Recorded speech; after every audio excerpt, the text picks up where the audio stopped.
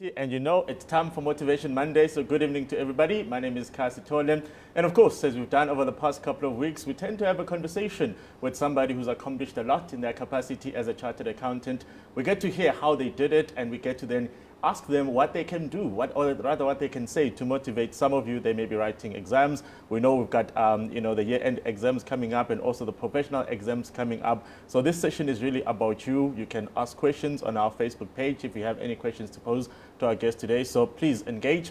And guess what? We are doing this in a very inclusive manner. So 2 weeks ago, you remember that we had our first guest who was an alumnus from the University of Johannesburg. Then we went down the coast last week to speak to somebody from my own university. And today we're back up the coast because we're speaking to somebody from the University of Pretoria. So if you are a fellow Takis alumni, today is all about you. You can boast about the good times that you had then with, of course, one of your own who is Molobeng Serame. Good evening, Molobeng. Evening, Khaya. How are you? I'm good. I'm excited to be speaking to someone from the University of Pretoria because last week I was being accused of being partisan by interviewing one of my own. So thank you for joining us. Thank you. Thanks for the invite. How did you get to Pretoria? I suppose is the big question because there are so many universities, so many options. How did you choose the University of Pretoria? Yeah, so I grew up in Klerksdorp and I had a couple of options. I attended a couple of open days. I did Pretoria. I did University of Potchefstroom, and at an open day I met some Deloitte Pretoria students, and not students but bursars, students, same thing. Got to know them, applied for a bursary, got a Deloitte Pretoria scholarship, but at point of applying I was open to Pretoria, Potchefstroom, Rau and UCT.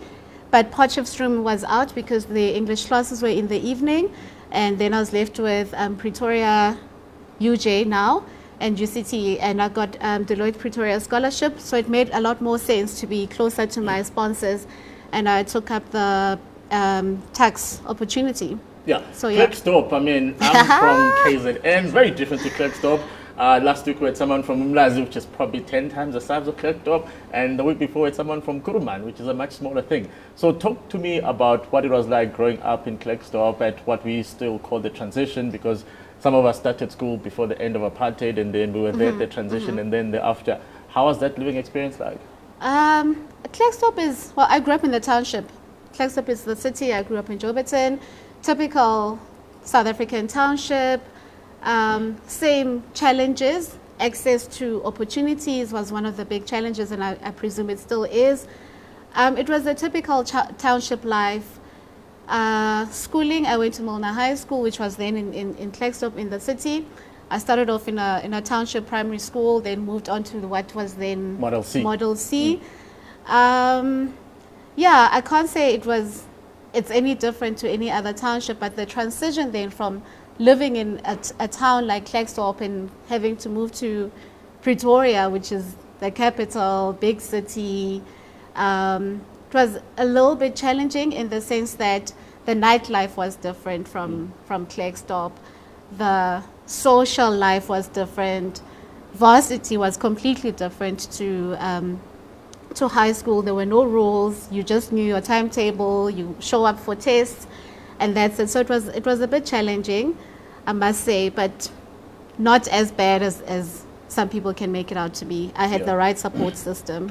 So the one thing that we've picked up over the past couple of weeks is that a lot of us became accountants by accident. So Lee John wanted to be a Springbok player, and then it turned out that there was a couple of accounting classes that he attended. He was like, oh, well, this is the way to go. Last week we had someone who was thinking of being an engineer, and then boom, she ends up in an accounting class at the University of Natal, and here she is.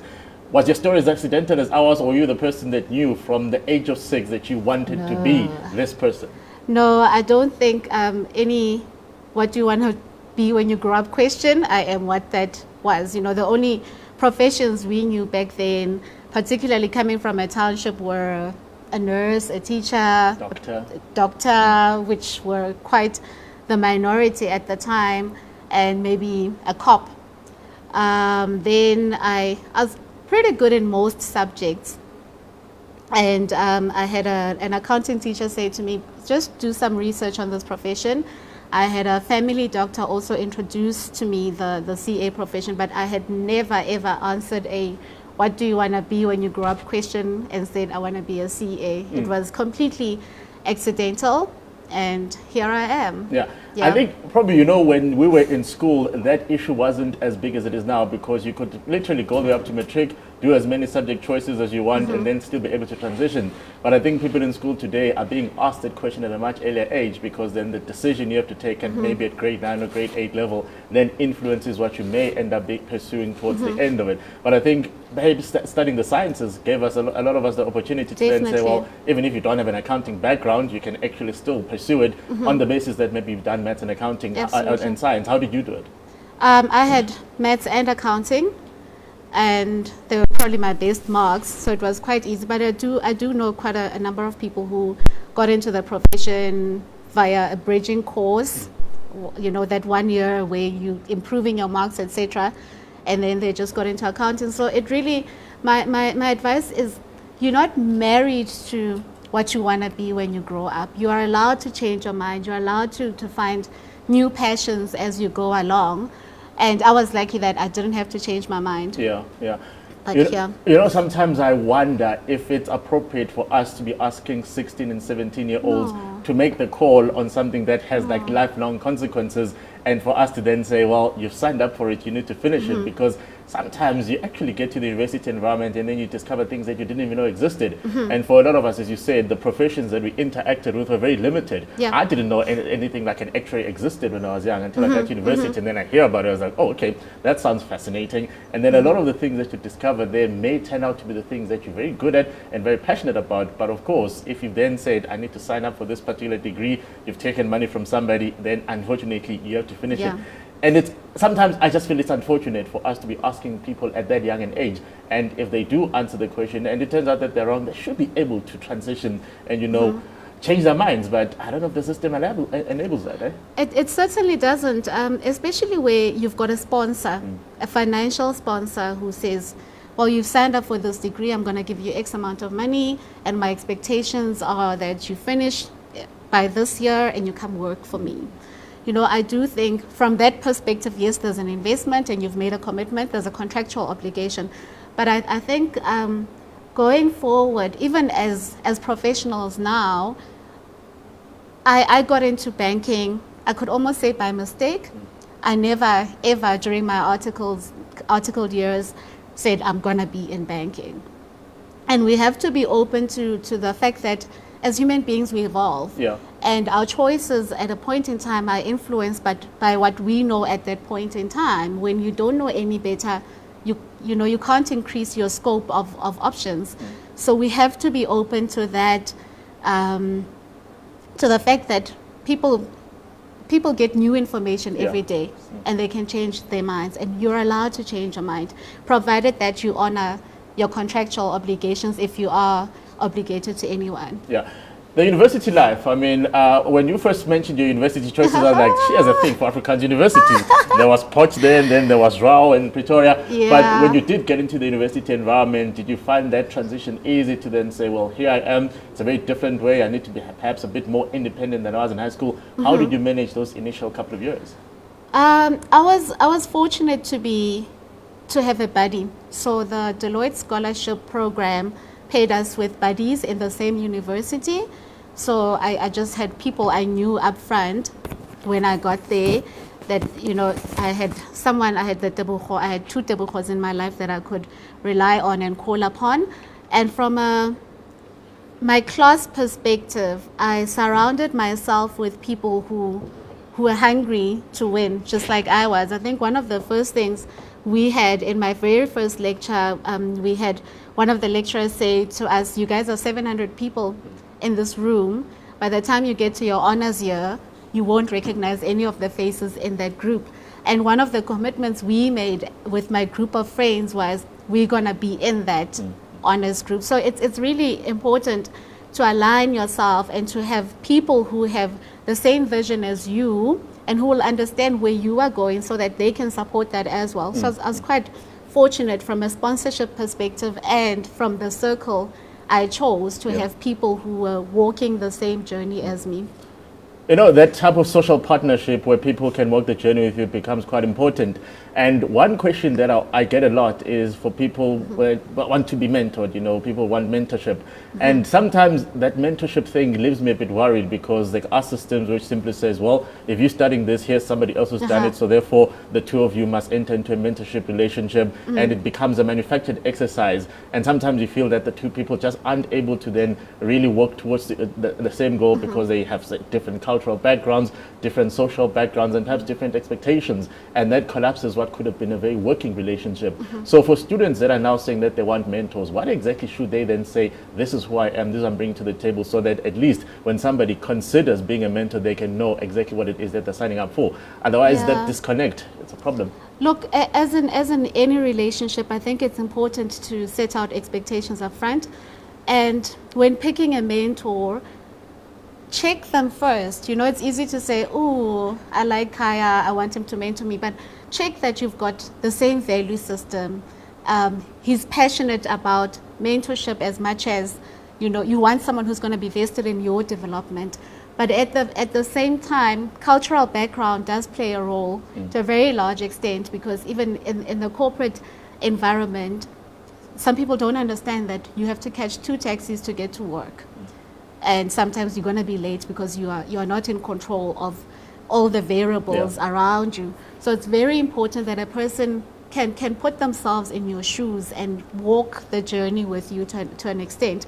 So number one, when picking a mentor, values have to be aligned. That contractual way, that's written or verbal, we have to contract with each other and say, this is what I'm bringing to the table, and this is what I want to get out of you, but I am contributing as well. And also, a lot of people come and ask for mentorships, but they equally forget to lift others as they rise. They become too busy, yet they forget that someone, lifted them in the process. So yeah, that's, I'd say, key things: values, alignment, and agree on the desired output. You spoke about the idea of development, and obviously for a lot of people, this may have been the one thing that they wanted to say, one day I've passed all my board exams and then I'm done, only for them to discover that perhaps the workplace is evolving and the space that you're in demands new skills. You've obviously seen that, and you've gone and said, I need to get a postgraduate degree. Talk to us through that. So I got my master's in development finance from UCT, and it was really inspired by my passion. And I'd say I discovered my passion a bit late. I was portfolio head for small enterprises, and I kind of reflected and I said, how do I add value beyond being an employee of Standard Bank, and how do I live this purpose long term, and what am I going to need then to be able to contribute meaningfully? And a master's degree in development finance made sense to me, and I pursued that. Wow, what a journey, to a point where I do a lot of work pro bono with SMEs, and it really is aligned to my passion to develop this country and to help those who are in need. It was quite very interesting. It was rough, but it was rewarding at the same time, because it was something I wanted. Unlike getting an MBA because it was fashionable, this was aligned to my purpose. And the key thing there is that you did this at quite recently, which means that you're already senior in your workplace. And of course, being senior means that the demands are much greater. The type of person that is allowed to switch off your phone at 5 and say, it's 5 p.m. we're not going to do the work. So how do you then juggle just the demands of doing a master's program, probably having to travel to UCT now and again, and then still having to be present for your team, not only just for your team, but also to have a home life and a social life? How do you juggle all of these? So it's... what I have found is that in the past I used to prioritize my schedule. And during my master's, I learned to actually schedule my priorities and say, this is the priority for the day, be it family, work, activities, gym, whatever. But I would have my priorities for the day or the week or the month, and I would schedule them accordingly. So I did not allow my schedule to tell me what the priorities are. And at any given point in time, I'd have to be present in class when I had block, but that was my priority for that moment, and afterwards I'll change priorities, and it allowed me to be able to juggle everything. The skill, you didn't learn it overnight. I mean, how long does it take No. you to get to a point in time where you have the courage to actually say, no, no, no, I understand that this is what you think is important, but hey, this is my personal expectation, these are my personal KPIs. Because I think for a lot of people, particularly young people, they struggle to say no, particularly if a person who's senior in the value chain says that this is what I want, and then suddenly you've got this tension and this conflict of, well, can I say no to someone like that? How do you buy yourself that stature within the team, within the environment, for people to be able to say, well, we know she delivers, she just cannot do it right now because she's focused on something else? Yeah, it's been a trial and error kind of process, but in my journey, I had to understand the personalities I was dealing with, and I had to build that relationship, and I had to live in integrity with my commitments. So I could say to you, Khaya, you know what? Unfortunately, I've got block from 8 until 3 p.m. and I know we've got a deadline. Is it okay that I move this? I give you the deliverables by 6 p.m. instead of the 3 p.m. you're asking for. And at the end of the day, you are dealing with human beings. They are understanding. Nobody ever has had to, not to ask for an extension or for a favor. So I was lucky to have the managers I had. Yes, I worked after hours, but the reason it was further allowed was it allowed me a chance to be able to go to them and say, I can't do this, but I had to earn it because I had to be in integrity with what I had committed before. Otherwise, if I had made promises that I never delivered, how can this person trust me? So it's like any other relationship. You have to earn the trust. Yeah. No, I think obviously for a lot of people, they somehow don't understand the fact that you actually have to earn the right to be able to then say, this is what I'm putting on the table. Because if you don't have a track record of really outperforming at points of pressure, people are like, yeah, if she's gone for a week or two, then we might actually not see the progress from her.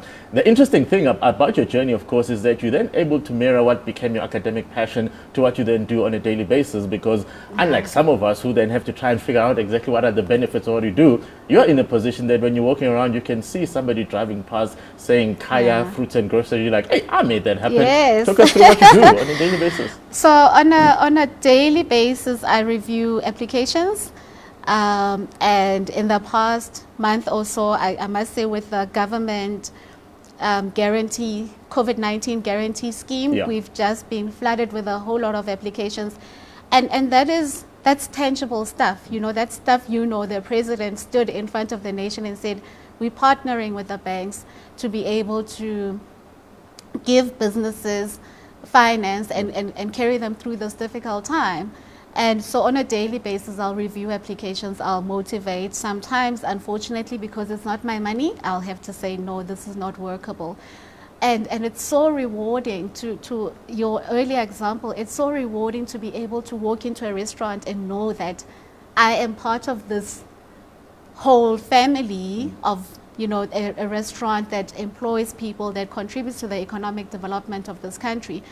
And I don't think it can really get better than that. And even further, it's aligned to the bank's vision or strategy of what Africa is our home, we drive her growth. How else do we not drive Africa's growth if we don't support the businesses that keep the families alive, And a lot of people always refer to the data that it's the small businesses that are going to be the engine driver of the economy. And I think any effort that we can sort of find to then help them through, particularly this crisis, becomes a very important thing. But as you said, there are going to be a lot of economic casualties through this particular pandemic, and also people losing lives, and it's a great tragedy.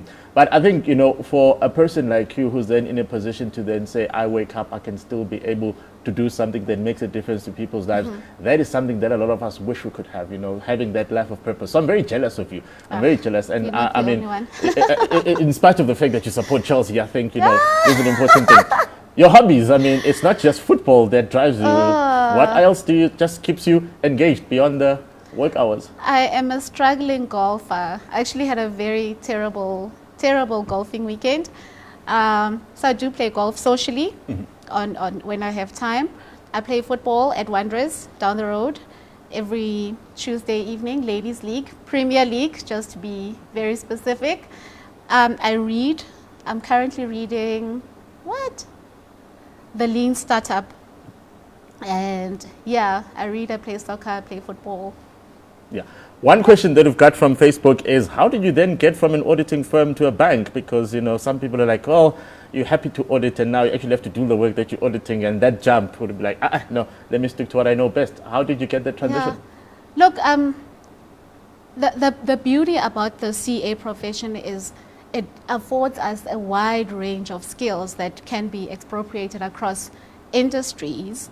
So I moved from external audit into internal audit, moved from Imperial Holdings to Nedbank in internal audit, and I came to Standard Bank as a head of operational risk integration, and I've loved it since. And then from there, obviously, I realized that if I'm going to make a career in banking, I needed to understand the engine of a bank, and that is credit risk. Yeah. So then I was quite deliberate in my move. I asked to be moved to the credit risk department. But like I said, it's the skills I had at a point in time. I could sell them to pretty much anyone being a CA. Yeah, it sounds like you were able to manage the career crossroads much better than most people, because some people are approaching the end of articles now. Maybe they've stayed on for an additional year and now they're trying to figure out what happens next. What's the 5-year, what's the 10-year plan? So what advice would you give to people who find themselves at that particular crossroads where now suddenly they have to make a call of, am I staying, am I transitioning, am I going to the client that I've been auditing? What would you say? I'd say decide to you what skills you want, and also what value you are going to offer to whoever you're going to work for tomorrow. And also check the corporate culture. It can make or break you. You don't want to just move for the title. I've seen a lot of people move and want to grow their income exponentially, and then they hit the ceiling and they stop growing because the corporate culture does not allow for development. There's not much room for growth. So decide what is important to you, and then find an organization that aligns to what is important to you and that can support your growth journey, but also that has the right culture for you. Yeah. One last question. A lot of people tend to say that there's still an information gap. So earlier on, we spoke about the fact when we were growing up, the professions that we knew were very limited. Obviously, that shouldn't be the case today because people have got much greater access to information. But also, this is something that doesn't disappear overnight, because now, even at this age, when we're now talking about people being at a crossroads, a lot of them actually don't even know how to then access the type of information that then enables them to make the decision. They don't know what's the right number to put on the table when they're negotiating a package. They don't know what it is that they should be asking for as, baseline expectations. And historically, the relationship has always been the employer will tell you what's on the table and then you take it or leave it. But of course, we now should be getting to a position where you can negotiate based on the skills that you bring to the table. Absolutely. I'd say there's so much power in social media to a limited extent, because sometimes too much information can have its downside. I've always relied on LinkedIn. I've always, if I had someone approach me for any role, I would go onto LinkedIn, find someone who works for that entity, and just get a sense of, what is it like. But also, you don't go to an interview or you don't go to negotiate without knowing what outcome you want, because otherwise the other person at the end of the table, on the other side of the table, dictates the terms. Yeah. And if you're gonna be motivated solely by money, then that's an easy one, decide how much you want. But you have to live for something bigger. We all have to, Yeah. So decide on your non-negotiables and go for it. Yeah. Okay, Yeah. guys, if you're listening, that is the advice from Molobeng Serame. You really have to figure out what it is that your purpose in life is. Yeah. And of course, if you marry your passion to what you do on a daily basis, then it's much easier for you to wake up and say, this is what I'm going to do. And if you're lucky like her, you might be able to then say, at lunchtime, I was actually eating in a restaurant that is funded by a transaction that I Yes. approved. So that becomes quite important. So we're hoping that some of you got some lessons from her story. And of course, remember, on Friday evenings at 5:30 p.m., we talk everything technical. And on that note, it's been Motivational Mondays. I'll see you next week Monday at the same time. Thank you. Thank you.